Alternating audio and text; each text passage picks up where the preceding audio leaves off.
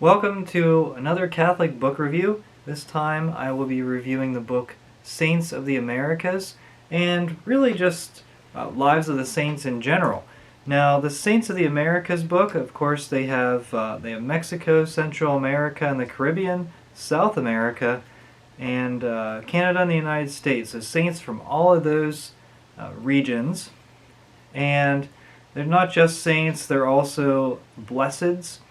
For any book that is published after 1960, you're always, kind of question it maybe a little bit. Any saints that are canonized after the sainthood process was changed in, I believe it was 1983 by Pope John Paul II. He changed the sainthood process so it was easier to canonize saints.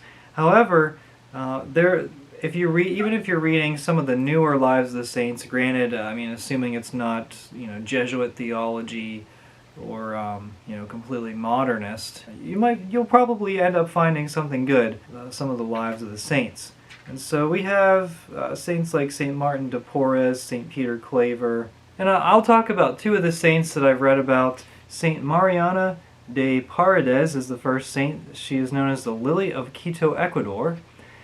She was born in 1618 and died in 1645. She died at age 27. She wanted to become a nun, but then decided against it, and instead lived a secluded life in her sister's second story of her sister's house. It says that she did not eat except the Eucharist, so she lived on just the Eucharist for an extended period of time, and she was definitely a mystic. Through her intercession, she was able to avert disasters, famines, plagues, because of her prayers. It says she slept for 3 hours a night, which is quite intense. Really serious fasting and sleep habits, and she did die at age 27, but very interesting mystic and saint. Now, she's not to be confused with the visionary of Our Lady of Good Success in Ecuador, by, I believe, a similar name. And also, Blessed Joseph de Veuster, known as Father Damien the leper priest.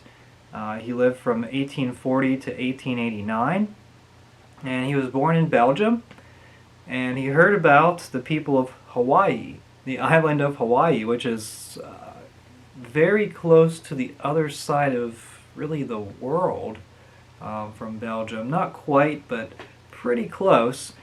He heard about the leper community of Hawaii. So at this point, in this time in history, anyone who developed leprosy in Hawaii was sent to one of their secluded islands. It was an island specifically designated for lepers, and they were suffering, and they basically had to fend for themselves there. It really struck him that they had no priest, and so he went there and became their priest, and after 12 years he developed leprosy, and he ended up suffering from that and then eventually dying. He died in 1889, and the drug for leprosy was not discovered until 1946, so quite a while longer, but his legacy lives on. Really interesting story for him to minister to these communities, and that's really, a lot of these, the lives of the saints of the Americas, a lot of them were early colonists coming over and helping some of the indigenous or native communities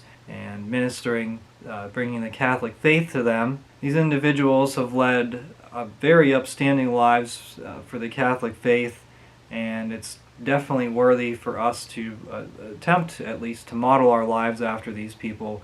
I would encourage you to read any lives of the saints and look further into any of the saints that you find particularly interesting. This is a summary of my review for the Saints of the Americas book.